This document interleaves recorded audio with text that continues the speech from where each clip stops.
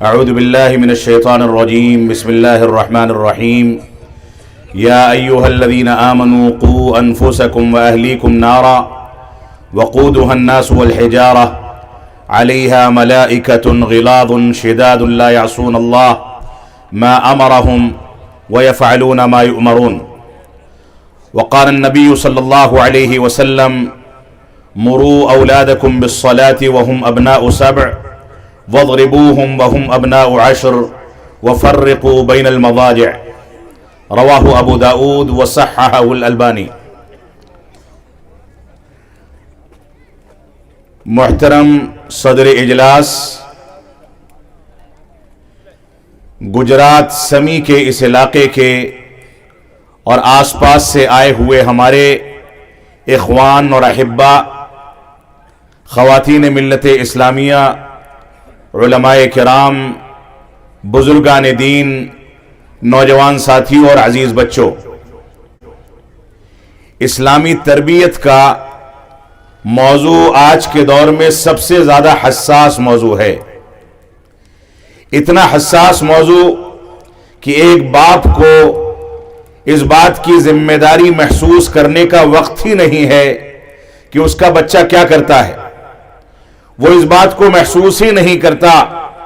کہ بحیثیت مربیہ کے اس کی بیوی کی کیا ذمہ داریاں ہیں. ایک بڑا بھائی چھوٹے بھائی کے بارے میں اپنے دلوں میں احساس پیدا نہیں کر پاتا ہے کہ اس کو چھوٹے بھائی سے کون سا طریقہ اور کون سا اسلوب اختیار کرنا ہے.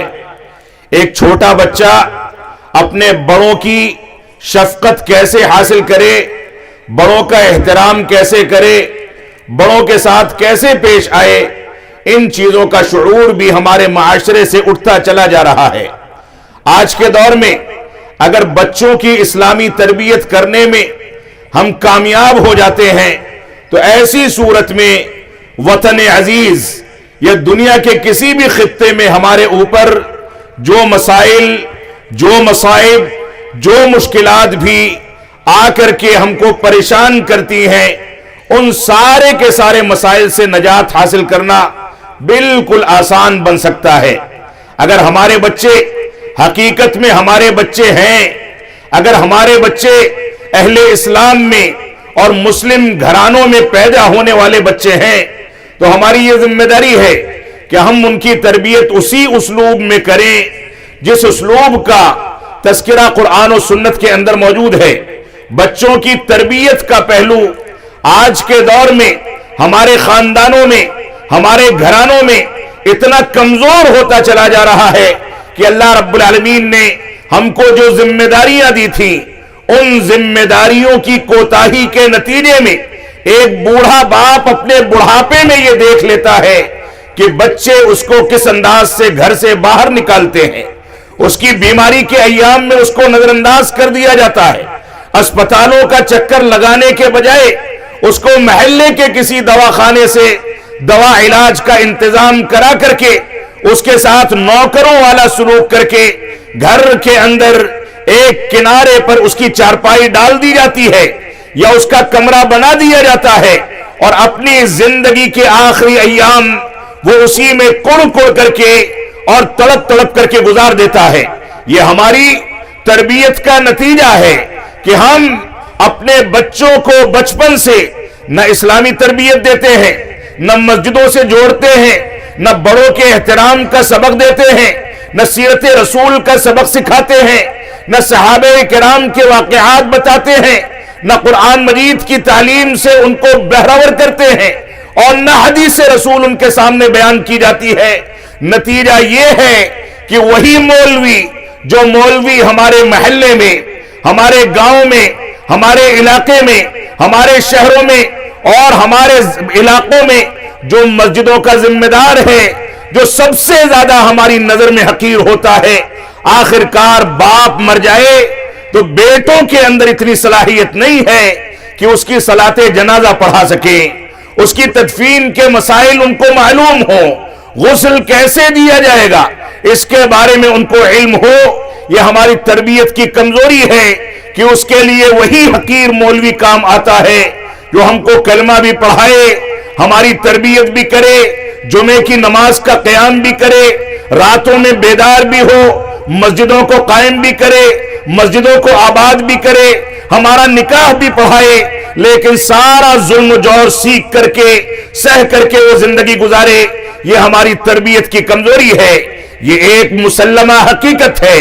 کہ اگر باپ کی وفات ہوتی ہے اور بیٹا صلاۃ جنازہ پڑھانے کی صلاحیت رکھتا ہے تو بیٹے سے زیادہ دل کی گہرائی سے دنیا کی کوئی طاقت دعا نہیں کر سکتی۔ جو سوز، جو گہرائی اور جو تڑپ اس کی دعاؤں کے اندر ہوگی اپنے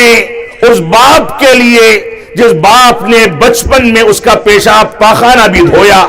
اس کو چلنا سکھایا، اس کو اٹھنا بیٹھنا سکھایا، اس کو کھانا پینا سکھایا، اس کے لیے گھر بار تیار کیا، انتظامات کیے، وہ بچہ ماں کے حقوق کو بھول جائے، باپ کے حقوق کو بھول جائے، اس بات کو بھلا دے کہ ماں نے 9 مہینے تک اس کو اپنے پیٹ میں رکھا، 2 سال تک اپنی چھاتیوں سے دودھ پلایا، اس کے کھانے پینے کے انتظامات کیے، وہ ماں حمل کی حالت میں غشی طاری ہونے اور کمزوری ہونے کے نتیجے میں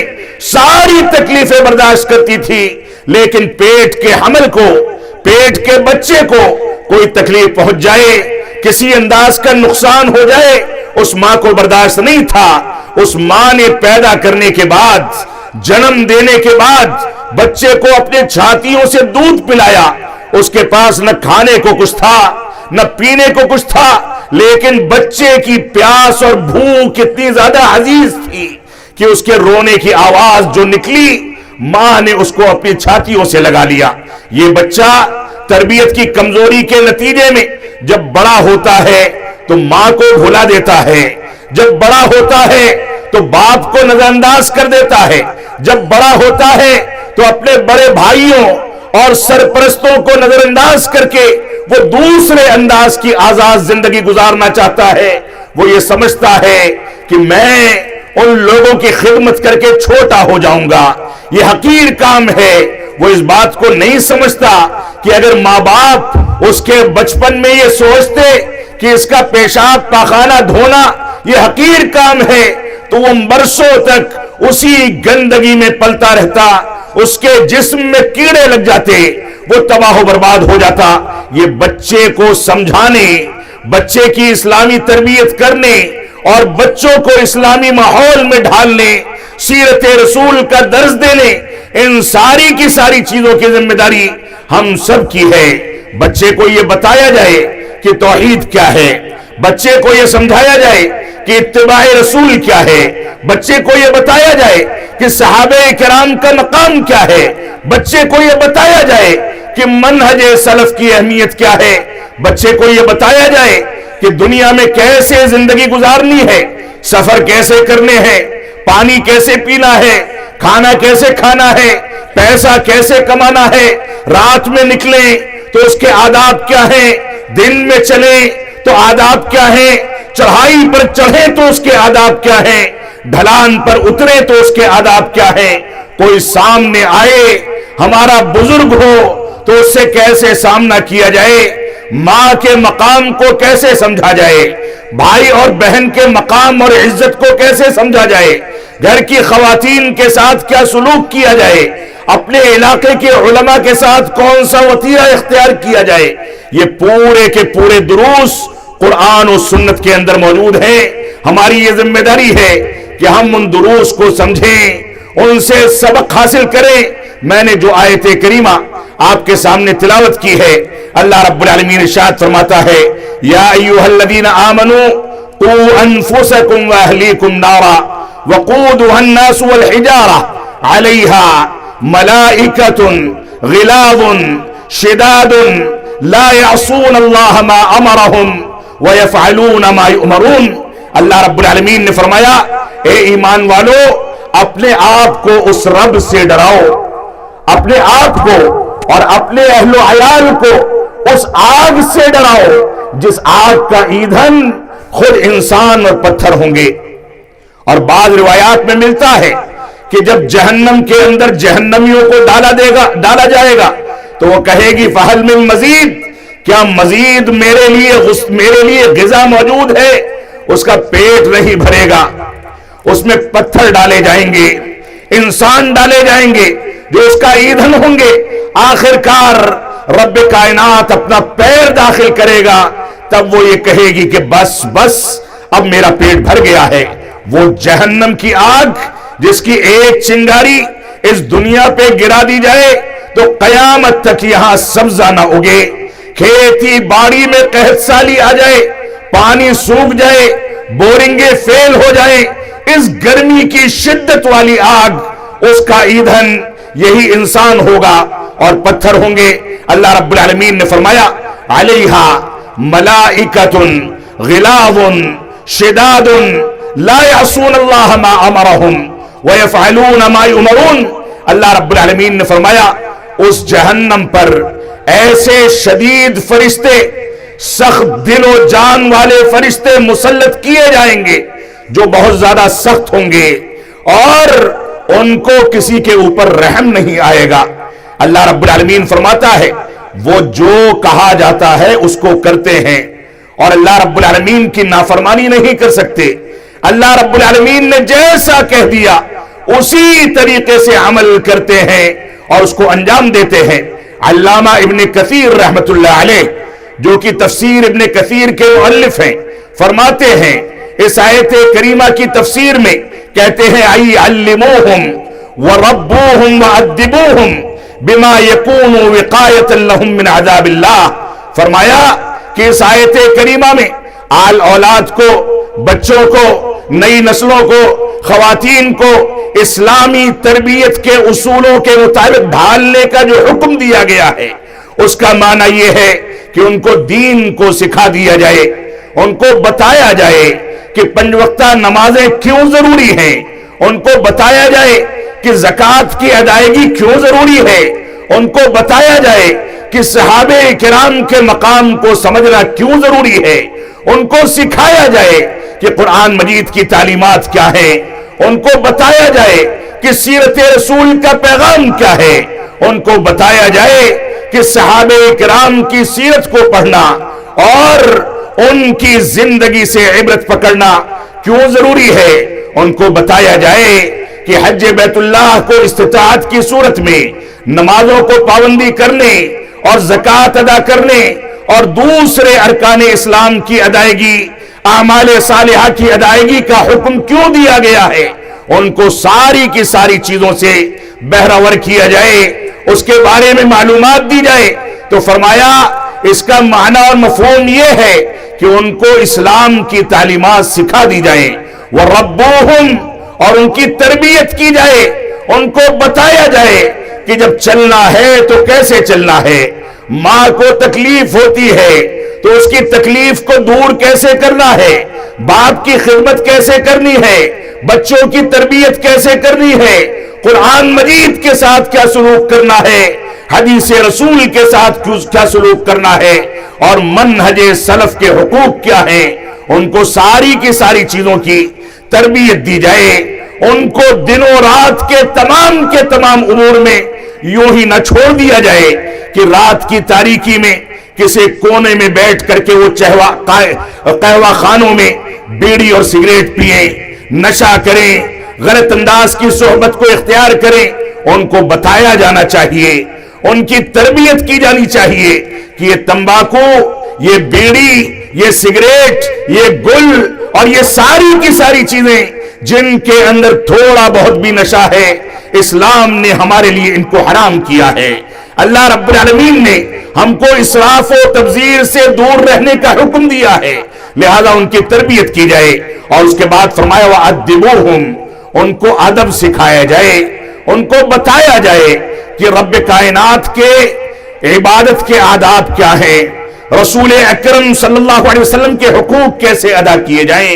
ان کو ادب سکھایا جائے کہ بڑوں سے کیسے پیش آنا چاہیے، ان کو ادب سکھایا جائے کہ سلام دعا کرنے کا طریقہ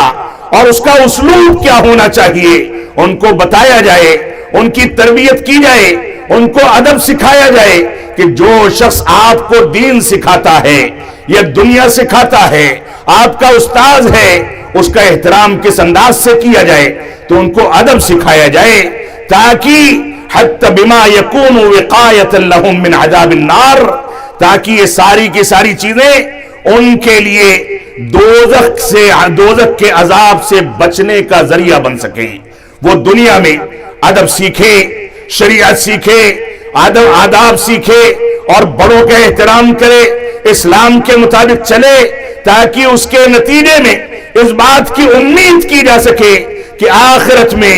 اللہ رب العالمین اس کو جہنم کے عذاب سے محفوظ رکھے گا۔ یہ ہماری ذمہ داری ہے۔ اسی طریقے سے آپ دیکھیں کہ اسلامی تربیت کے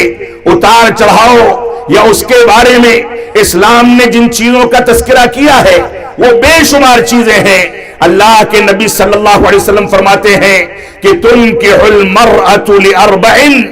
ایک عورت کو بطور بیوی یا گھر کی بہو کے لیے جو منتخب کیا جاتا ہے اس کے 4 اسباب ہیں، لمالہا ولجمالہا ولدینہا ولنسبہا، کہ اس کو 4 اسباب کی وجہ سے منتخب کیا جاتا ہے۔ یا تو اس کی خوبصورتی اور حسن و جمال دیکھا جاتا ہے، یا اس کا مال و دولت دیکھا جاتا ہے، یا اس کا نسب اور اسی طریقے سے اس کا خاندان دیکھا جاتا ہے، یا اس کا دین دیکھا جاتا ہے۔ اللہ کے نبی صلی اللہ علیہ وسلم فرماتے ہیں فَاظْفَرْ بِذَاتِ الدِّينِ، دینداری کو ترجیح دے کر کے تم کامیاب ہو جاؤ۔ اگر آنے والی لڑکی، ہونے والی بیوی دینداری کی خوبصورتی رکھتی ہے تو خاندانوں کو جوڑنے کا کام کرے گی۔ اگر وہ دینداری کا ذہن رکھتی ہے تو باپ اور بیٹے میں دوری کرنے کے بجائے ان میں قربتیں پیدا کرے گی۔ اگر وہ دینداری کا ذہن رکھتی ہے تو گھرانوں میں ساس اور بہو کے جھگڑے نہیں چلیں گے بلکہ گھرانے جنت نشان بنیں گے۔ اگر وہ دینداری کو ترجیح دیتی ہے تو ہونے والی اولاد کو نمازی بنانے، پرہیزگار بنانے کی کوشش کرے گی۔ وہ اس بات کو سمجھے گی کہ ایک ماں کا کردار اگر بہترین ہوتا ہے تو اسی ماں کے پیٹ سے ایک نبی بھی پیدا ہوتا ہے، اسی ماں کے پیٹ سے انبیاء اور صدیقین بھی پیدا ہوتے ہیں، اسی ماں کے پیٹ سے شہداء پیدا ہوتے ہیں۔ یہ ماں اگر معاشرے میں قرآن و سنت کی مکمل ذمہ داری کو اپنے کندھوں پر لے کر کے چلے، اس کے تقاضوں کے مطابق زندگی گزارے، تو یہ ماں گھر کی چہار دیواری میں با پردہ رہ کر کے، گھر کی چہار دیواری میں بند ہو کر کے ایسی اولاد کی تربیت کر سکتی ہے جو مستقبل میں ملکوں کی قیادت کریں، مستقبل میں علماء کی شکل میں ابھریں، مستقبل میں قوموں کی قیادت کریں، مستقبل میں ایسا سسٹم چلائیں جس کی بنیاد پر ساری دنیا اس سے فائدہ اٹھائے۔ تو یہ ماں کا کردار کوئی معمولی کردار نہیں ہے، ایک خاتون کا کردار کوئی معمولی کردار نہیں ہے۔ اسی وجہ سے اللہ کے نبی صلی اللہ علیہ وسلم سے جب ایک صحابی رسول نے پوچھا کہ اللہ کے نبی صلی اللہ علیہ وسلم میرے حسن سلوک کا سب سے زیادہ مستحق کون ہے، تو آپ نے فرمایا امک، تمہاری ماں۔ انہوں نے فرمایا کہ اس کے بعد سب سے زیادہ حقدار کون ہے، تو آپ نے فرمایا تمہاری ماں۔ فرمایا اس کے بعد سب سے زیادہ حقدار کون ہے، تو آپ نے فرمایا تمہاری ماں۔ اس نے پوچھا چوتھی بار کہ اس کے بعد سب سے زیادہ مستحق کون ہے، تو آپ نے فرمایا ابوک، چوتھا مقام تمہارے باپ کا ہے۔ علامہ ابن القیم رحمت اللہ علیہ غالباً فرماتے ہیں کہ ماں نے 3 تکلیفیں برداشت کی ہیں۔ ایک تکلیف حمل کے ایام میں بچے کو 9 مہینے تک اپنے پیٹ میں رکھا، اس وجہ سے پہلا حق بیان کیا گیا۔ آج اگر کسی کی عمر زیادہ ہو جائے، کسی کے ہاتھ میں کوئی تکلیف ہو، 2-4 کلو کا تھیلا لے کر کے اپنے بازار سے اپنے گھر تک آ جاتا ہے تو ہانفنے لگتا ہے، ہاتھ کو جھٹکے دے کر کے آرام کرتا ہے، گھر والوں سے کہتا ہے کہ اس کی مالش کر دی جائے۔ قربان جائیں ہماری قومیں ان ماؤں پر جو مائیں ہم کو بچپن میں 9 مہینے تک اپنے پیٹ میں لے کر کے ڈھوتی ہیں، ساری تکلیفیں برداشت کرتی ہیں، تو فرمایا پہلا حق اس وجہ سے کہ ماں نے 9 مہینے تک حمل کی شکل میں اپنے بچے کو اپنے پیٹ میں پالا ہے۔ دوسرا حق اس وجہ سے بیان کیا گیا کہ ماں سے زیادہ درد محسوس کرنے والا اور بچے کی ولادت کے وقت جو درد ذہن ماں برداشت کرتی ہے، دنیا کی کوئی طاقت اس کو محسوس بھی نہیں کر سکتی۔ یہ ماں کی قربانی ہے کہ بچے کے لیے موت کے منہ سے نکل کر کے دوبارہ زندگی میں آتی ہے، یہ ماں کی قربانی ہے۔ اور ماں کا تیسرا حق اس وجہ سے کہ بچہ پیدا ہوا، ابھی ماں کو اپنے کپڑے سمیٹنے کا موقع نہیں ملا، ابھی صفائی ستھرائی نہیں ہوئی ہے، ابھی اسپتال سے اس کو چھٹی نہیں دی گئی، لیکن سب سے پہلے جس بات کی فکر دامنگیر ہوتی ہے وہ ماں اپنے بچے کو دودھ پلانا چاہتی ہے۔ اور یہ سلسلہ 1 دن 2 دن 10 دن 12 دن 15 دن نہیں چلتا، بلکہ 2 سال تک وہ بچہ ایک ٹونک کی شکل میں ماں کی دودھ پی کر کے پرورش پاتا ہے۔ اس کی وجہ سے اس کی ہڈیاں پنپتی ہیں، گوشت بنتا ہے، دھیرے دھیرے وہ بیٹھنے لگتا ہے، ہنسنے لگتا ہے، مسکرانے لگتا ہے، ماں باپ کو آواز دینے لگتا ہے، دھیرے دھیرے وہ چلنے لگتا ہے، ماں باپ کو پریشان کرنے لگتا ہے، دھیرے دھیرے وہ کھیل کود کرنے لگتا ہے۔ ماں باپ پریشان ہوتے ہیں کہ یہ بچہ میرا نام کب لے گا، مجھ کو ابا یا اماں کہہ کر کے کب بلائے گا۔ یہ تربیت کر کے ماں باپ بچے کو بڑا کریں، ساتھ میں اسلامی اقدار کا مکمل خیال کریں، تو اللہ کی قسم یہ بچے امت اسلامیہ کا سرمایہ ہیں۔ یہ امت اسلامیہ کے لیے ایسی ایسی قربانیاں دیں گے ان ماں باپ کی تربیت کے نتیجے میں کہ دنیا کی کوئی طاقت مسلمانوں کو دنیا کے کسی بھی خطے میں کوئی نقصان پہنچا دے، اس بات کا تصور بھی نہیں کیا جا سکتا۔ تو ہماری یہ ذمہ داری ہے کہ ماں کے مقام کو، خواتین کے مقام کو، اپنے بڑوں کے مقام کو سمجھیں۔ تو اللہ رب العالمین نے ماں کو 3 مقام دیا، چوتھا مقام باپ کو دیا۔ یہ بھی ہمارے سامنے بہت اہم معاملہ ہے۔ آپ دیکھیں اللہ رب العالمین نے، یہ اللہ کے نبی صلی اللہ علیہ وسلم نے فرمایا کہ عورت کو دینداری کی بنیاد پر ترجیح دو، حسن و جمال، مال و دولت اور نام و نسب اور خاندان یہ ثانوی چیزیں ہیں۔ اگر دینداری کی خوبصورتی، دینداری کی مالداری اور دینداری کا حسن و جمال اس کے اندر موجود ہے تو وہ سارے کے سارے عیوب کو پاٹتی چلی جائے گی اور خاندان کو جنت نشان بنا دے گی۔ تو تربیت کا بنیادی پہلو یہاں سے شروع ہوتا ہے، بلکہ اس کے پہلے جائیں نکاح کے خطبے میں جو خطبۃ الحاجہ ہے اس میں بار بار تقوی اور پرہیزگاری کی تلقین کی گئی، بار بار انسان کو اس کی پیدائش کی حقیقت بتائی گئی، خاندانوں میں تقسیم کرنے کے مقاصد بتائے گئے، اس کے تقاضوں پر عمل کرنے کی تلقین کی گئی۔ تینوں آیتوں میں بار بار کہا گیا کہ سچائی سے کام لو، اللہ رب العالمین سے ڈرو، اللہ اور اس کے رسول کی اطاعت کرو۔ بار بار کہا گیا کہ اللہ رب العالمین کا تقوی اختیار کرو۔ یہ ابتدا ہے خاندانوں کو بڑھاوا دینے کی کہ ایک تو لڑکی کا انتخاب دینداری کی بنیاد پر کیا جائے، نکاح میں 3 آیتیں پڑھ کر کے تقوی کی تلقین کی جائے، اس کے بعد رسول اکرم صلی اللہ علیہ وسلم نے اسی تربیت کے پہلو کو سامنے رکھتے ہوئے یہ بھی حکم دیا کہ جب شوہر اور بیوی حجرے عروسی میں جائیں، جس کا ان کو مدتوں سے انتظار تھا،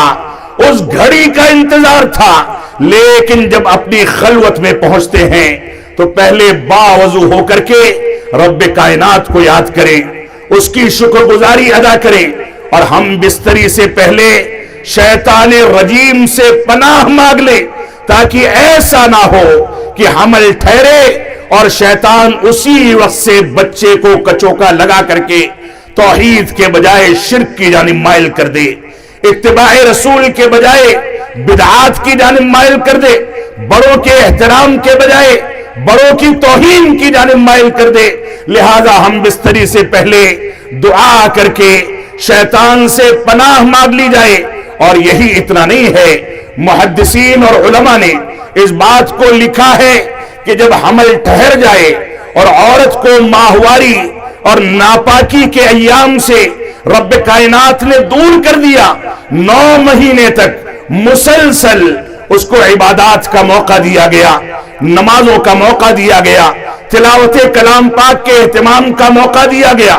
ماہواری کی وجہ سے وہ نمازوں سے دور رہتی تھی، لیکن اب مسلسل نمازیں پڑھتی ہے. محدثین کہتے ہیں ان ایام میں بچہ اپنے پیٹ میں ہونے کے باوجود ماں کی حرکت و نقل کو قبول کرتا ہے، اس کے اثرات اس کے اوپر مرتب ہوتے ہیں. لہذا ماں کو حمل کے ایام میں اپنے بچوں کے لیے کثرت کے ساتھ دعا کرنی چاہیے. اس بات کی دعا کرنی چاہیے کہ اللہ رب العالمین اس کو نیک بنائے. آج آپ کسی ڈاکٹر کے پاس چلے جائیں، کسی میڈیکل کے ماہر کے پاس چلے جائیں، بیوی کی طبیعت خراب رہتی ہے، حمل کی وجہ سے کمزوری ہے، فوراً تلقین کرے گا کہ اس کو میوزک سنایا جائے، اس کو ٹی وی دکھایا جائے، اس کے من کو بہلایا جائے. اللہ کی قسم، الا بذکر اللہ تطمئن القلوب، اللہ رب العالمین کے ذکر سے زیادہ ان دلوں کو کسی چیز سے سکون نہیں مل سکتا ہے. لہذا اسلامی تربیت کا تقاضا ہے کہ ہم اپنی ماؤں کو، اپنی بیویوں کو یہ سبق دیں کہ حمل کے ایام میں پیدا ہونے والے بچے کے لیے دعائیں کی جائیں. یہی اتنا نہیں ہے، اس کے بعد اللہ کے نبی صلی اللہ علیہ وسلم نے آگے فرمایا مروا اولادکم بالصلاۃ وہم ابناء 7. اے لوگوں، اپنے بچوں کو 7 سال کے ہو جائیں تو نماز کا حکم دو، ان کو اللہ رب العالمین کی عبادت پر ابھارو. اگر لڑکے ہیں تو مسجد لایا جائے، لڑکیاں ہیں اور مسجد میں انتظام ہے تو ماؤں کے ساتھ وہ آ کر کے مسجد میں بھی نماز پڑھیں یا گھر پر نماز ادا کریں، لیکن ان کو رب کائنات کی عبادت سے جوڑا جائے. 7 سال کے بچے پر نماز فرض نہیں ہوتی. اور اس کے بعد فرمایا وَضْرِبُوهُمْ وَهُمْ أَبْنَاءُ 10. اور سن لو، جب وہ 10 سال کے ہو جائیں 3 سال تک تم ان کی تدریب کرتے رہو، 3 سال تک ان کی ٹریننگ کرتے رہو،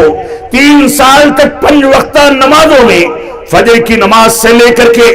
عشاء کی نماز تک ان کو بیدار کرو، مسجد لے کر کے جاؤ، نماز پڑھنے کی تلقین کرو، اللہ رب العالمین کی عبادت کی عادت ڈالو اور ان کو ابھارو کہ رب کائنات جس نے حقیر پانی سے ہم کو پیدا کیا تھا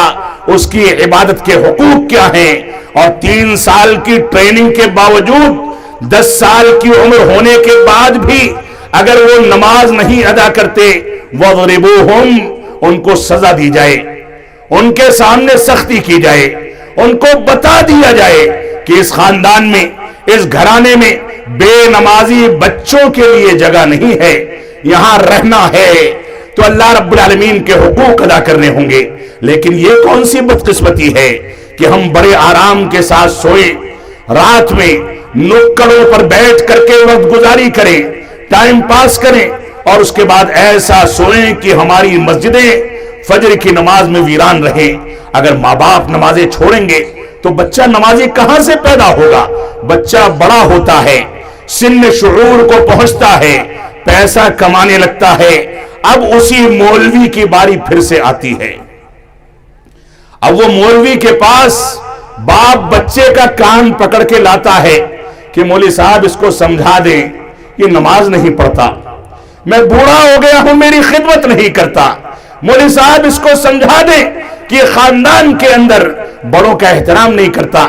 ماں کے مقام کو نہیں سمجھتا. آپ نے 7 سال کی عمر سے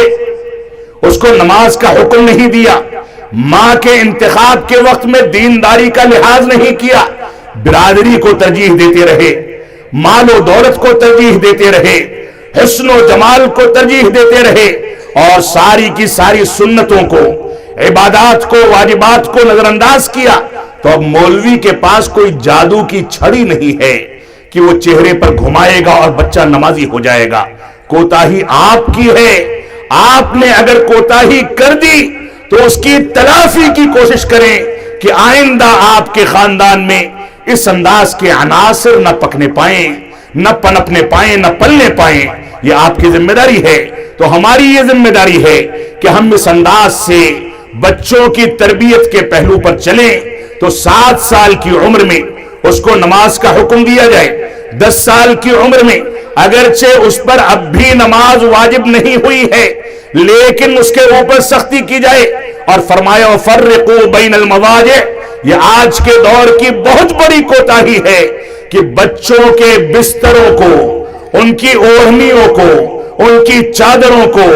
اور ان کے آرام کرنے کی جگہوں کو الگ کر دیا جائے. صاحب استطاعت ہے تو کمرہ الگ کر دے، ورنہ کم از کم چارپائی الگ کر دی جائے، کیونکہ یہاں سے اخلاقی قدریں یا تو بنیں گی یا بگڑیں گی. یا تو بچہ سدھرے گا یا بگڑے گا. 10 سال کے سن شعور کو جب وہ پہنچ گیا تو اب اس کے ذہن میں اس طرح کی چیزیں چلنے لگی جن چیزوں کی بنیاد پر اس کا اخلاق بگڑتا ہے یا اسلامی تربیت کے نتیجے میں بن جاتا ہے. لہذا فرمایا اس کے بستر کو الگ کر دیا جائے. یہ اسلام کی تربیت کے بنیادی پہلو ہیں. اس وجہ سے ہم ان باتوں کو سمجھ کر کے چلیں تو ایسی صورت میں اگر ہم رسول اکرم صلی اللہ علیہ وسلم کی زندگی کا مطالعہ کریں تو آپ کی زندگی میں بے شمار پہلو ایسے ملیں گے جن سے ہم کو تربیت پر اللہ کے نبی صلی اللہ علیہ وسلم کی رہنمائی ملتی ہے. اللہ رب العالمین نے فرمایا لَقَدْ كَانَ لَكُمْ فِي رَسُولِ اللَّهِ أُسْوَةٌ حَسَنَةٌ. اے لوگو تمہارے لیے رسول اکرم صلی اللہ علیہ وسلم کی زندگی میں اسوہ حسنہ ہے، بہترین دستور ہے. ایسی ایسی مثالیں ہیں کہ اگر ان کو اپنا لو تمہارے خاندان بھی سدھر جائیں، تمہاری تجارت کے اندر برکت بھی آ جائے، تمہارا رہن سہن بھی صاف ستھرا ہو جائے، تم کو جینے کا سلیقہ آ جائے، قوموں سے آنکھیں ملانے کی طاقت پیدا ہو جائے، تجارت میں آگے بڑھ جاؤ، لوگوں کے ساتھ میل جول کر کے دنیا میں ترقی کرو اور ساتھ میں دینداری اور اللہ رب العالمین کی رضامندی کو تلاش کرتے رہو. تو ایسی صورت میں ہمارے سامنے رسول اکرم صلی اللہ علیہ وسلم کی زندگی میں اسوہ اور نمونہ ہے. اللہ کے نبی صلی اللہ علیہ وسلم نے فرمایا کل مولود یولد علی الفطرہ. ہر پیدا ہونے والا بچہ فطرت اسلام پر پیدا ہوتا ہے اور اس کے بعد اس کے ماں باپ وہ جس گھرانے سے ہیں، جس طریقے کو اپنانے والے ہیں، جس مذہب کو ماننے والے ہیں، وہ اسی مذہب اور اسی طریقے کے مطابق اس کی زندگی کو ڈھال کر کے یا تو تباہ کر دیتے ہیں یا سدھار دیتے ہیں. اس وجہ سے ہماری ذمہ داری ہے کہ بچہ جب فطرت اسلام پر پیدا ہو تو اسلامی تربیت کے بنیادی اصولوں کو سامنے رکھ کر کے اس کے مطابق بچوں کی اسلامی تربیت کو انجام دیا جائے تاکہ ہمارے لیے آگے کی زندگی آسان ہو سکے. آپ دیکھیں اللہ کے نبی صلی اللہ علیہ وسلم فرماتے ہیں کہ الا کلکم راع وکلکم مسئول عن رعیتہ. اے لوگوں سن لو، خبردار تم سن لو اور کان کھول کر کے سن لو کہ تم میں سے ہر ایک شخص ذمہ دار ہے اور ہر شخص سے اس کی ذمہ داری کے بارے میں سوال کیا جائے گا. ایک مرد اپنے ماتحتوں کا ذمہ دار ہے، ایک خاتون اپنے بچوں کی تربیت کی ذمہ دار ہے. لہذا ان کو اپنی ذمہ داری اپنانی چاہیے، نبھانی چاہیے، ورنہ قیامت کے دن ان سے اس کے بارے میں سوال کیا جائے گا. اللہ کے نبی صلی اللہ علیہ وسلم نے بے شمار طریقے ہم کو بتائے. مثال کے طور پر اللہ کے نبی صلی اللہ علیہ وسلم کی زندگی میں سب سے بنیادی چیز اسلامی تربیت کے لیے یہ ہوا کرتی تھی کہ آپ مناسب وقت کا انتخاب کر کے لوگوں کی تربیت، بچوں کی تربیت کا اہتمام کرتے تھے. کہتے ہیں عبداللہ بن عباس رضی اللہ عنہ کنت خلف النبی صلی اللہ علیہ وسلم، میں اللہ کے نبی صلی اللہ علیہ وسلم کی سواری پر پیچھے بیٹھا ہوا تھا. آپ دیکھیں وہ بادشاہوں کا بادشاہ جس کو اللہ رب العالمین نے شفاعت عظمی عطا کی گئی کہ جس کے اشارے پر چاند کے 2 ٹکڑے کر دیے گئے، جس کو سید الانبیاء بنایا گیا، اس کا تواضع اور انکساری کیا ہے؟ ایک چھوٹے سے بچے کو اپنی سواری پر لے کر کے چل رہے ہیں، اور اس کے بعد فرماتے ہیں یا غلام انی اعلمک کلمات،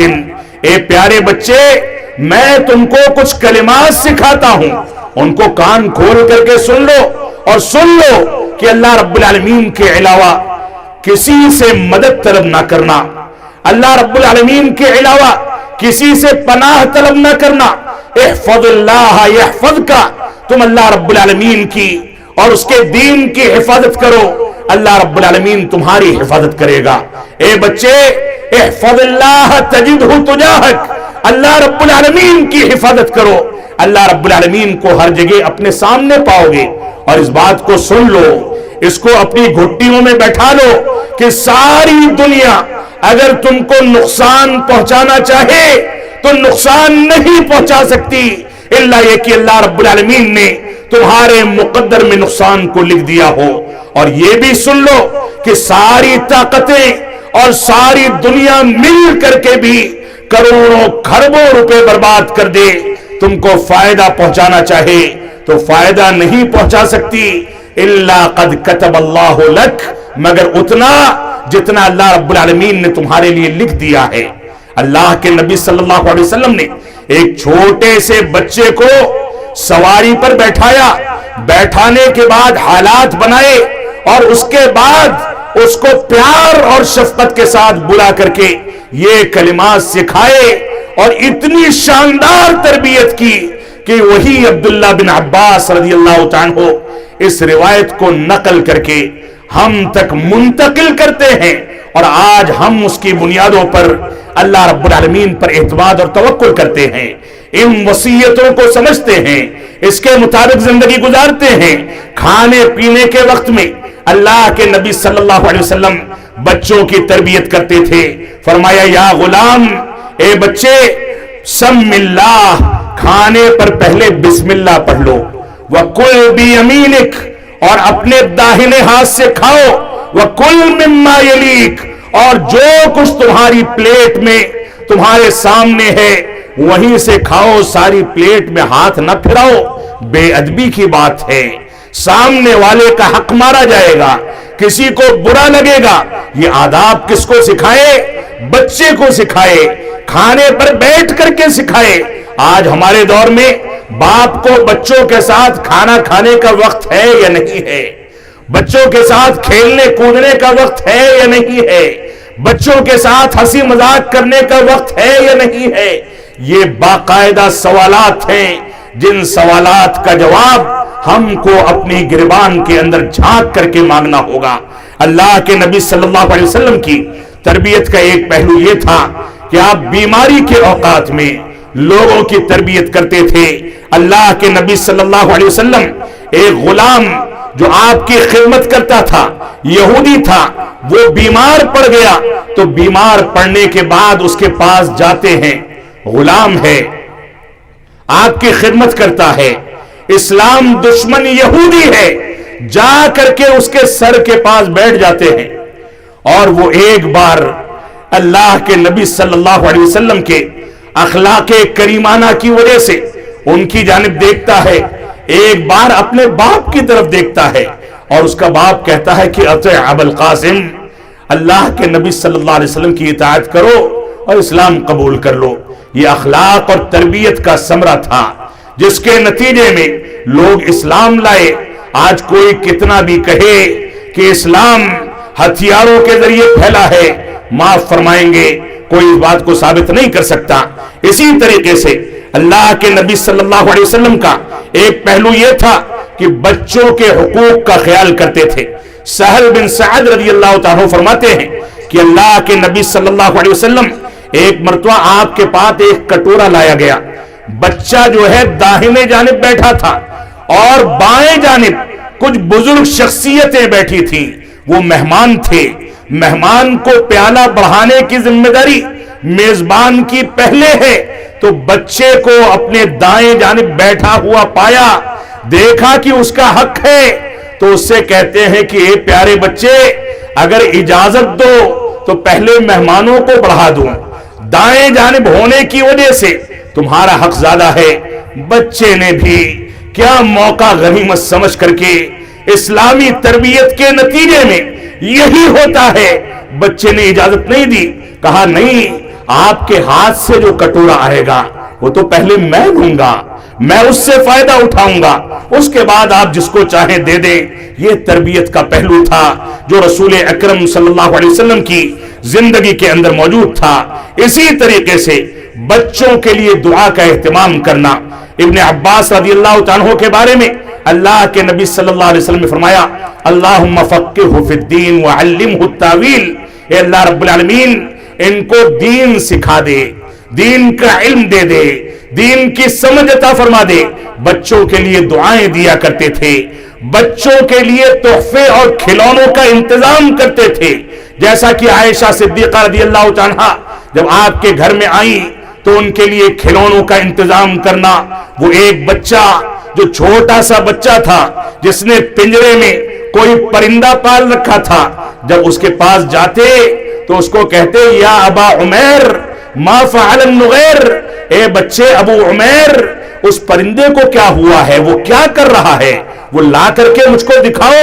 وہ بچہ اس سے کھیلتا رہتا تھا۔ روایات میں ملتا ہے ایک روز رسول اکرم صلی اللہ علیہ وسلم تشریف لے گئے، بچہ غم زدہ ہو کر کے بیٹھا تھا۔ آپ نے فرمایا ماجرا کیا ہے؟ تو لوگوں نے بتایا وہ پرندہ مر گیا۔ اس روایت کا مذاق اڑاتے ہوئے بعض مستشرقین اور اسلام دشمنوں اور یہودیوں اور نصرانیوں نے یہاں تک مذاق اڑایا ہے کہ امام بخاری نے اس جیسی حدیث کو اپنی صحیح کے اندر کیوں ذکر کیا؟ اس میں کون سے فائدے کی چیز ہے، کون سی بات بتا دی گئی ہے، کن چیزوں کے مطابق چلنے کی بات کہی گئی ہے؟ علماء کرام نے اس چھوٹی سی حدیث سے بے شمار مسائل مستنبط کیے کہ پرندے کو پالنا جائز ہے،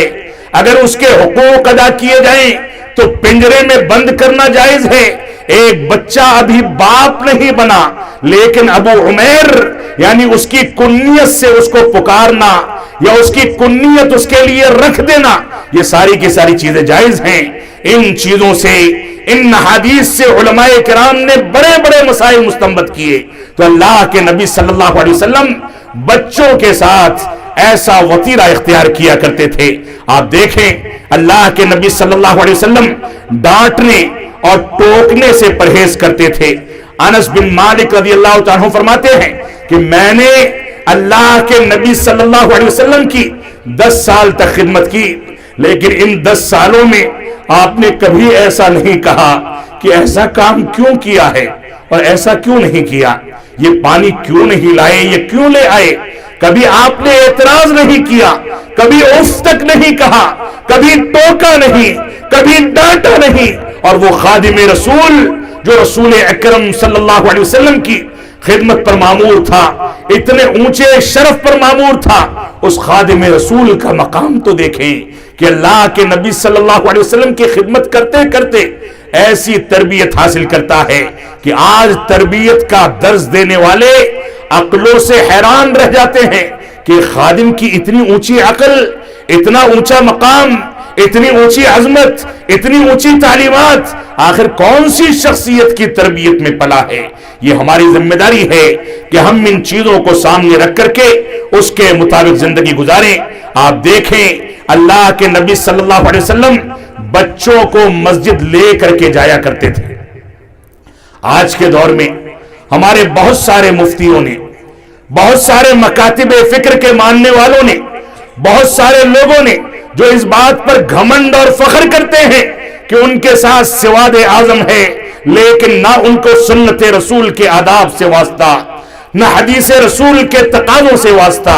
نہ سنت رسول کی اہمیت سے واسطہ، نہ سیرت رسول سے واسطہ۔ وہ اپنے امام کی بات کہتے ہیں اور امام کی بات کو رسول کی بات پر ترجیح دے دیتے ہیں۔ صورتحال یہ ہے کہ اللہ کے نبی صلی اللہ علیہ وسلم بچوں کو مسجد لے جاتے تھے اور یہ لوگ بچوں کو اور خواتین کو مسجدوں سے روکتے ہیں۔ اللہ کے نبی صلی اللہ علیہ وسلم امامت کر رہے تھے. حسن و حسین میں سے کوئی صحابی رسول آپ کی پیٹھ پر بیٹھا ہوا تھا, گود میں لے کر کے امامت کرتے, کندھے پر بیٹھا کر کے خطبہ جمعہ دیا کرتے تھے. یہ صورتحال تھی. ایک روز خلاف عادت با جماعت نماز میں ایک سجدے کو طویل کر دیا. ایک صحابی رسول ڈر گئے, گھبرا گئے, سجدے ہی کی حالت میں سر اٹھا کر کے دیکھا اور دیکھ کر کے پھر سجدے میں چلے گئے. کیا دیکھتے ہیں کہ ایک بچے نے, حسن یا حسین نے آپ کی پیٹھ پر سواری کر رکھی ہے, آپ کو سواری بنا رکھا ہے. اللہ کے نبی صلی اللہ علیہ وسلم کی شفقت تو دیکھیں, جب سلام پھیرتے ہیں تو خود پلٹ کر کے سوال کرتے ہیں کہ کیا تم لوگوں کو جاننا ہے کہ میں نے سجدہ کیوں لمبا کر دیا؟ صحابہ کرام نے پوچھا تو آپ نے فرمایا اس بچے نے مجھ کو سواری بنا لیا تھا, میں نہیں چاہتا تھا کہ اس کے شوق میں کوئی خلل ڈالوں, میں نہیں چاہتا تھا کہ اس کو کسی انداز کی تکلیف ہو. یہ بچہ میری پیٹھ پر چڑھ کر کے کھیلتا رہا, میں سجدے کو طویل کرتا رہا. جب یہ بچہ اتر گیا تب میں نے سجدے کو ختم کیا. آج کے دور میں ہم بچوں کو مسجدوں سے دور کر دیں تو یہ بچے نمازی کیسے بنیں گے؟ ان بچوں کو اگر مسجدوں سے دور کر دیا جائے تو یہ دین کو کیسے سیکھیں گے؟ ان خواتین کو اگر مسجدوں سے دور کر دیا جائے تو رسول اکرم صلی اللہ علیہ وسلم جس انداز سے اپنی خواتین کی تربیت مسجدوں کے اندر دروس و محاضرات اور خطبوں کے ذریعے کرتے تھے, وہ سارا کا سارا اسلوب کہاں جائے گا؟ اور آپ دیکھیں وہ واقعہ کہ اللہ کے نبی صلی اللہ علیہ وسلم نے فرمایا کہ اگر بچہ مسجد میں رونے لگے تو امام جو نماز ادا کرا رہا ہے اس کی ذمہ داری ہے کہ نماز کو مختصر کر دے, تلاوت تیزی کے ساتھ ختم کرے, چھوٹی سورتوں کی تلاوت کرے, چھوٹے رکوع اور سجدے کر کے بقدر ضرورت جلدی نماز ادا کرا کر کے سلام پھیر دے, کیونکہ اس کو نہیں پتا کہ بچے کے رونے کی آواز کی وجہ سے اس کے ماں کے دل پر کون سی کیفیت گزر رہی ہوگی. ایک ہی روایت کے اندر دونوں چیزوں کا ثبوت موجود ہے. بچے کو مسجد لایا گیا,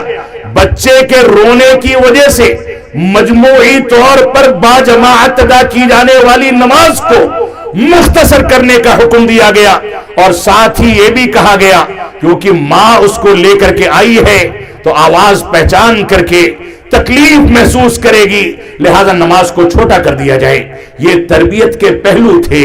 جو رسول اکرم صلی اللہ علیہ وسلم نے اختیار کیے. اسی طریقے سے اپنی نواسی امامہ رضی اللہ عنہا کو اللہ کے نبی صلی اللہ علیہ وسلم گود میں لے کر کے خطبہ جمعہ دیا کرتے تھے, گود میں لے کر کے امامت فرمایا کرتے تھے. یہ صحیح بخاری اور صحیح مسلم کے اندر یہ روایتیں موجود ہیں. اور ایسے ہی ایک بدو اور ایک دیہاتی صحابی رسول آتے ہیں, وہ دیکھتے ہیں کہ اللہ کے نبی صلی اللہ علیہ وسلم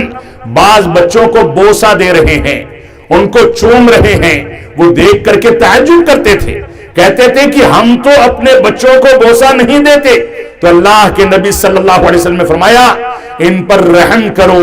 رب کائنات تم پر رحم فرمائے گا. یہ بچوں کی تربیت کا پہلو تھا. بچوں کی تربیت کے پہلو میں اگر آپ دیکھیں تو آپ کو ملے گا کہ شیطان اور کفار کی پیروی سے رسول اکرم صلی اللہ علیہ وسلم نے روکا, بلکہ ان کی مخالفت کا حکم دیا. اللہ کے نبی صلی اللہ علیہ وسلم کا فرمان ہے لا تأکلوا بالشمال فإن الشیطان یأکل ویشرب بالشمال. فرمایا کہ تم لوگ بائیں ہاتھ سے نہ کھایا کرو نہ پیا کرو, کیونکہ شیطان بائیں ہاتھ سے کھاتا اور پیتا ہے. یہ صحیح مسلم کی روایت ہے.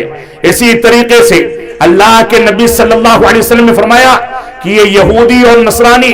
داڑھی پک جانے کے بعد اس کے اوپر رنگ نہیں کرتے, لہذا ان کی مخالفت کرو اور اپنی داڑھی پر مہندی لگا لیا کرو. یہ اللہ کے نبی صلی اللہ علیہ وسلم کی تربیت کے پہلو ہیں. آپ نے نرمی اختیار کرنے کا حکم دیا. ایک دیہاتی آدمی مسجد میں آ جاتا ہے اور آ کر کے مسجد کے ایک کنارے بیٹھ کر کے پیشاب کرنے لگتا ہے، لوگ اس کی جانب دوڑتے ہیں۔ اللہ کے نبی صلی اللہ علیہ وسلم نے نرمی اختیار کی اور نرمی اختیار کر کے لوگوں کو روک دیا۔ جب وہ پیشاب سے فارغ ہو گیا، انتہائی ادب اور شفقت کے ساتھ اس کو بلایا اور بلا کر کے فرمایا، اے میرے بھائی، یہ مسجدیں اللہ اور اس کے رسول کا پیغام دینے کے لیے ہیں، ان طرح کی گندگیاں پھیلانے کے لیے نہیں ہیں، اور آپ چاہتے تو اس کو حکم دیتے کہ اس کی صفائی کرو، لیکن ایک صحابی رسول کو کہا کہ جاؤ ڈول بھر کر کے پانی لے کر کے آؤ، بالٹی میں پانی لے آؤ، اس کے پیشاب کی جگہ پہ ڈال کر کے اس جگہ کو صاف کر دو۔ یہ شفقت کا پہلو تھا۔ آج کے دور میں کوئی غلام یا کوئی کافر یا کوئی ایسا شخص جو ہماری خدمت کرتا ہے، ہمارے ساتھ کام کرتا ہے یا ہمارے ساتھ اٹھتا بیٹھتا ہے اور اس کا تعلق اہل اسلام سے نہیں ہے، اس کے ساتھ ہم کون سا وتیرہ اختیار کرتے ہیں؟ اصل تو یہ ہے کہ ہماری تربیت اور ہمارے اخلاقی معیار کے نتیجے میں وہ اسلام کی جانب راغب ہو اور ہمارے اخلاقیات کی وجہ سے وہ اسلام کو پڑھنے پر مجبور ہو جائے۔ آج کے دور میں ذرا سی باتوں پر مسلمان بھڑک جاتا ہے، غیر مسلم کوئی حرکت کر جائیں تو مسلمان ان کے خلاف تن تنا کر کے اٹھتا ہے اور جواب دیتا ہے۔ اگر وہیں پر حسن اخلاق سے اور اپنے کردار سے کام لیا جائے تو ایسی صورت میں انسان کبھی بھی مشکلات کا سامنا نہیں کرے گا۔ اما خدیجہ الکبریٰ رضی اللہ عنہا کے پاس جب اللہ کے نبی صلی اللہ علیہ وسلم غار حرا سے گھبرا کر کے پہنچے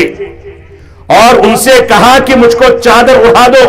میں ڈرتا ہوں کہ کہیں میں ہلاک نہ ہو جاؤں، تو اما خدیجہ الکبریٰ رضی اللہ عنہا نے کیا فرمایا تھا کہ اللہ رب العالمین کلا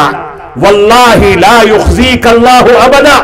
اللہ کی قسم اللہ رب العالمین آپ کو کبھی ضائع نہیں کرے گا، کیونکہ آپ دوسروں کا بوجھ اٹھاتے ہیں،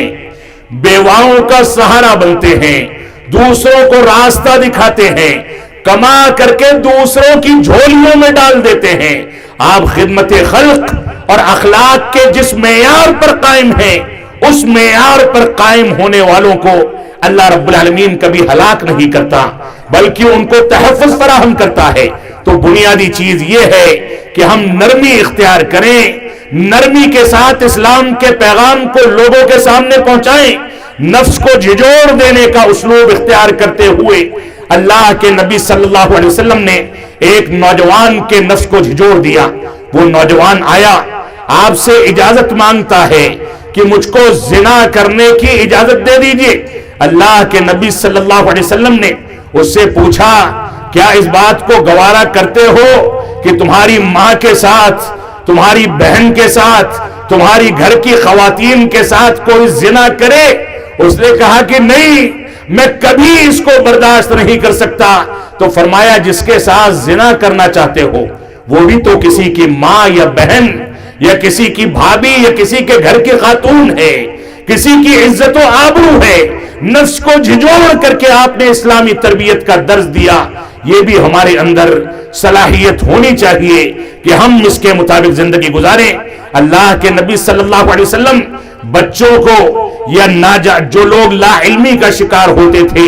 ان کو عملی تربیت دے کر کے، عملی تطبیق کے ذریعے بھی تربیت دیا کرتے تھے۔ حدیث مسیء صلاۃ جو کہ صحیح مسلم کی روایت ہے، ایک صحابی رسول آئے، جلدی جلدی نماز پڑھی، جلدی جلدی رکوع کیا، جلدی جلدی سجدہ کیا، آئے تو اللہ کے نبی صلی اللہ علیہ وسلم نے نماز سے فارغ ہونے کے بعد فرمایا ارجع فصلی فإنک لم تصلی، جاؤ پھر سے نماز پڑھو کیونکہ تم نے نماز نہیں پڑھی۔ وہ گئے، پھر سے پڑھ کر کے آئے تو آپ نے پھر سے فرمایا ارجع فصلی فإنک لم تصلی، جاؤ پھر سے نماز پڑھو کیونکہ تم نے نماز ادا نہیں کی۔ تو وہ صحابی رسول کہتے ہیں میں اس سے بہتر انداز سے پڑھنا نہیں جانتا۔ تب آپ نے ان کو طریقہ سکھایا۔ یہ عملی تطبیق کی تربیت تھی جو آج ہمارے سرپرستوں میں، ہمارے بڑوں میں اس کا عنصر پیدا ہونا چاہیے کہ بچہ جب 7 سال کا ہو تو ہم اس کو نماز پڑھنے کی تربیت دیں، رکوع کیسے کرنا ہے، سجدے کیسے کرنے ہیں، اللہ رب العالمین کو کیسے یاد کرنا ہے، دعائیں کون سی کب پڑھنی ہیں، نظریں کہاں ہونی چاہیے، تشہد میں انگلیوں کی حرکت کیسے ہوگی، ان ساری کی ساری چیزوں کی تربیت دی جائے،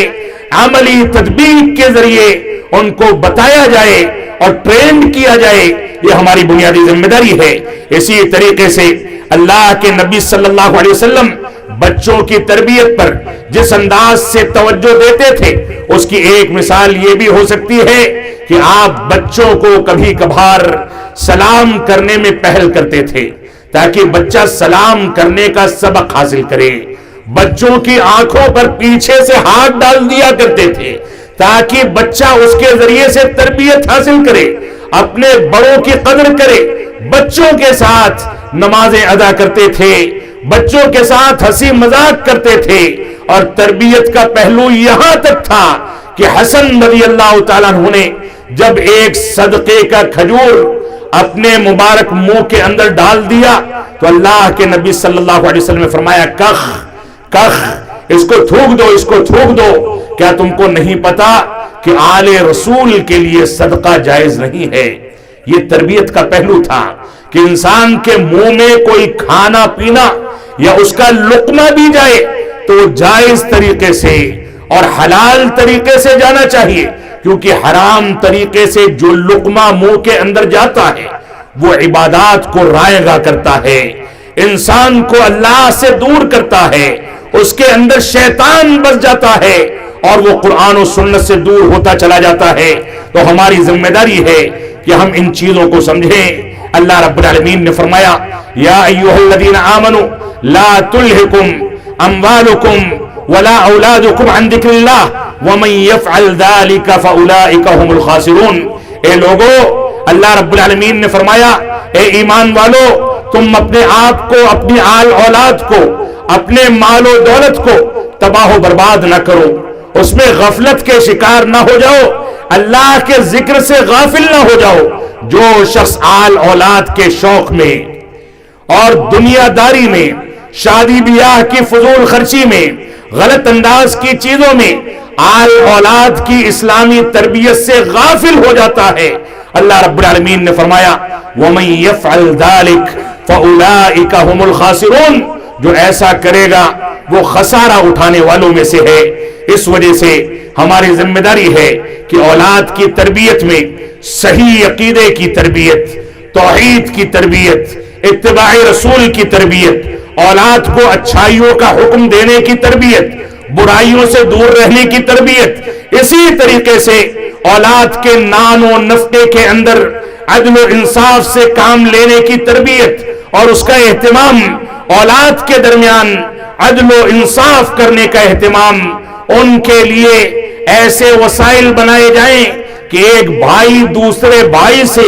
باپ کی ترجیح کے نتیجے میں نفرت نہ کرنے لگے اور آگے چل کر کے جائیداد کی تقسیم میں، خاندانوں کے قیام میں، ایک دوسرے سے میل محبت میں نفرتیں پیدا ہو جائیں اور سارے کے سارے خاندان ٹوٹ کر کے ختم ہو جائیں۔ اللہ کے نبی صلی اللہ علیہ وسلم کے پاس جب نعمان بن بشیر رضی اللہ تعالیٰ آتے ہیں، کہتے ہیں کہ میں اپنے فلاں بیٹے کو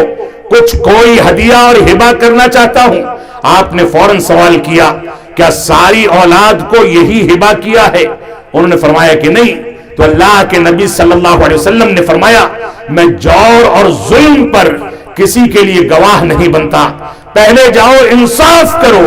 اور اس کے بعد آ کر کے مجھ سے گواہی کی امید کرو۔ اللہ کے نبی صلی اللہ علیہ وسلم نے ہم کو اس بات کا حکم دیا۔ آل اولاد کے بارے میں موجودہ دور میں ہماری یہ ذمہ داری ہے کہ ان کو میوزک سے، موسیقی سے، نشہ آور چیزوں سے، شراب سے، بیڑی سے اور شراب کی شکل میں جو نئی نئی چیزیں اس دنیا کے اندر رائج ہو گئی ہیں، جس کے بارے میں اللہ کے نبی صلی اللہ علیہ وسلم نے پہلے ہی بتا دیا تھا کہ ایک دور ایسا آئے گا کہ نشہ آور چیزوں کو، شراب کو الگ الگ ناموں سے موسوم کر کے استعمال کیا جائے گا۔ آج پھلوں کے جوس کے نام پر، بیئر کے نام پر، وسکی کے نام پر اور چھوڑے موڑے نشے کے نام پر جو نشہ آور چیزیں نئی نسلوں میں اور مسلمان بچوں کے اندر پھیلائی جا رہی ہے، ماں باپ اور سرپرستوں کی ذمہ داری ہے کہ اس سے ان کو دور کرے۔ موسیقی اور میوزک جو دلوں کے اندر نفاق کو پیدا کرتا ہے، اللہ سے بیزاری کو پیدا کرتا ہے، اس سے اپنے خاندانوں کو پاک کیا جائے، فرائض کی کوتاہی سے ان کو دور کیا جائے، فحش کاری سے ان کو دور کیا جائے، بے پردگی سے ان کو دور کیا جائے، بچیوں کو یہ سبق دیا جائے کہ اسلام نے ان کو با پردہ رہ کر کے نکلنے کا حکم جو دیا ہے وہ قید و بند کی زندگی نہیں بلکہ وہ ان کی آزادی ہے، ان کی عزت و آبرو ہے۔ وہ اگر شرافت کے ساتھ حجاب اور پردے میں نکلتی ہیں تو دنیا شرافت کے طور پر ان کو پہچانتی ہے، اور اگر وہ حسن و جمال کا اظہار کر کے نکلتی ہیں، چہرے کو کھول کر کے نکلتی ہیں، میک اپ کر کے نکلتی ہیں، نازیبا کپڑے پہن کر کے نکلتی ہیں، تو طرح طرح کے اوباش ان کی حاضری میں یا ان کی غیر حاضری میں ان پر تبصرہ کرتے ہیں، ان کی تصویریں نکالی جاتی ہیں، ان کے ویڈیوز بنائے جاتے ہیں، ان کے ساتھ شرپسندی کا اسلوب اختیار کیا جاتا ہے۔ تو دنیا میں عزت و وقار چاہیے تو ان خواتین کو حجاب میں نکلنے کا حکم دیا جائے، اخلاقی گراوٹ سے نئی نسلوں کو بچایا جائے، دینی تعلیم کی جانب توجہ دی جائے، بچہ انجینئر بنے، ڈاکٹر بنے، سائنٹسٹ بنے، دنیا کے اندر دنیاوی تعلیمات میں کتنی بھی ترقی کر لے، لیکن اس کا دینی پہلو اتنا مضبوط ہو جائے کہ وہ سمندروں کے اندر چل رہا ہو، آسمانوں کی سیر کر رہا ہو، چاند اور ستاروں پر چلا گیا ہو، دنیا کے کسی بھی خطے میں ہو، لیکن جب نماز کا وقت ہو تو سارا کام چھوڑ کر کے وہ اس بات پر توجہ دے کہ رب کائنات کو یاد کرنے اور اس کی شکر گزاری ادا کرنے کا وقت آ چکا ہے، وہ فرائض میں کوتاہی نہ کرے۔ تو بچوں کو دین کی تعلیم اتنی دی جائے کہ وہ عقیدے کو سمجھ سکے، اتباع رسول کو سمجھ سکے، اور اپنے بچوں میں سے کچھ بچوں کا انتخاب کر کے مدارس اسلامیہ میں ان کو بھیج کر کے باقاعدہ عالم دین بنانے کی کوشش کی جائے۔ یہ بھی ہمارے سرپرستوں کی ذمہ داری ہے، بچوں کو یہ بتایا جائے کہ آج کل سوشل میڈیا، ٹائم پاس کی چیزیں، ویڈیو گیمز، اسی طریقے سے موبائل میں چلنے والے جو کھلونے اور گیمز ہیں، یہ ساری کی ساری چیزیں شیطان کے ہتھ کنڈے ہیں، ان سے ہم کو دور رہنا چاہیے۔ ہم کو اپنا وقت غریبوں کی خدمت کے لیے، بڑوں کا پیار حاصل کرنے کے لیے، قرآن و سنت کو سمجھنے کے لیے، علماء کرام کی خدمت کرنے کے لیے گزارنا چاہیے۔ ہماری یہ ذمہ داری ہے کہ ہم ان چیزوں کو لے کر کے چلیں اور ان کے مطابق زندگی گزاریں۔ اللہ رب العالمین ہم کو ان باتوں کی توفیق عطا فرمائے۔ اور سمی کی اس سرزمین پر میں آیا ہوں تو اپنے والد گرامی رحمت اللہ علیہ، جو اس کے پہلے یہاں آتے بھی رہے ہوں گے اور یہاں کے بزرگوں سے ان کا گہرا تعلق بھی رہا ہوگا، اور مجھ کو ایک واقعہ یاد آتا ہے جو ابھی آتے وقت کسی نے مجھ کو ذکر کیا کہ یہاں پر عبد الکریم پرمار رحمت اللہ علیہ جو ابھی 1 سال پہلے گزر گئے، جو میرے والد گرامی علامہ عبد الحمید صاحب رحمانی رحمت اللہ علیہ کے دوستوں میں سے تھے، وہ ان کے ساتھ اٹھا بیٹھا کرتے تھے۔ آج ان کے ہمجولی، ان کے عمر کے لوگ، ان کے ہم سبق ساتھی، ان کے دوست و احباب یہاں پر موجود ہیں۔ میں اس بات کو اپنے لیے اپنا حق نہیں سمجھتا کہ ان کے سامنے کچھ بولوں، لیکن ان بزرگوں کی خدمت کرنا میری ذمہ داری ہے۔ وہ بزرگ جو میرے والد گرامی کے دوست رہے ہوں، اور والد گرامی رحمت اللہ علیہ نے اسی سمی کی سرزمین پر کوئی ایک شخص جب ان کے پاس گیا، اس کے چہرے مہرے پر داڑھی نہیں تھی، تو عبد الکریم پرمار صاحب رحمت اللہ علیہ کو یہ کہا کہ فلاں شخص کو داڑھی کے لیے تلقین کر دیں، اور اللہ رب العالمین کے فضل و کرم سے آج وہ شخص متشرع داڑھی رکھنے والا شخص ہے۔ اللہ رب العالمین ان بزرگوں کو، ان کے ان اعمال کو، ان وصیتوں کو، دعوت و تبلیغ کے ان پہلوؤں کو ان کے لیے صدقہ جاریہ بنائے۔ نئی نسلوں کو اس بات کو سمجھنا ہوگا کہ ہمارے بزرگوں نے بے سر و سامانی کے باوجود، لائٹ اور پنکھے نہ ہونے کے باوجود، کھانے پینے کے انتظامات نہ ہونے کے باوجود، فاقہ کشی کر کے، بھوکے اور پیاسے رہ کر کے، لمبے لمبے سفر پیدل انجام دے کر کے، بیل گاڑیوں پر چل کر کے لوگوں کی اسلامی تربیت کی جو ذمہ داریاں اٹھائی تھیں، آج اسی کے اثرات ہیں کہ میں بول رہا ہوں، آپ بیٹھ کر کے سن رہے ہیں۔ ہمیں اپنے بزرگوں کی تاریخ سے واقفیت ہونی چاہیے۔ اللہ رب العالمین ہم کو اس بات کی توفیق عطا فرمائے کہ ہم قرآن و سنت اور منہج صحابہ کے مطابق اپنی نئی نسلوں کی تربیت کر سکیں۔ خواتین کا کردار اس سلسلے میں سب سے اونچا اور سب سے عظیم ہے۔ یہ خواتین اگر اپنی ذمہ داریوں کو اٹھا لیں، محسوس کر لیں، تو نئی نسلوں میں ایسے افراد پیدا کر سکتی ہیں جو مستقبل میں امام بخاری کے طرز زندگی کو اختیار کر کے کوئی جامع اور مرجع و مصدر کی کتاب مرتب کریں۔ یہ خواتین اگر بچوں کی اسلامی تربیت کی ذمہ داری کو محسوس کریں تو چہار دیواری میں بیٹھ کر کے یہ کتب ستہ کے مؤلفین کے مانند علماء کرام کو جنم دے سکتی ہیں، ان کی تربیت کر سکتی ہیں، ملک کے لیے قائدین پیدا کر سکتی ہیں، ملک کے اندر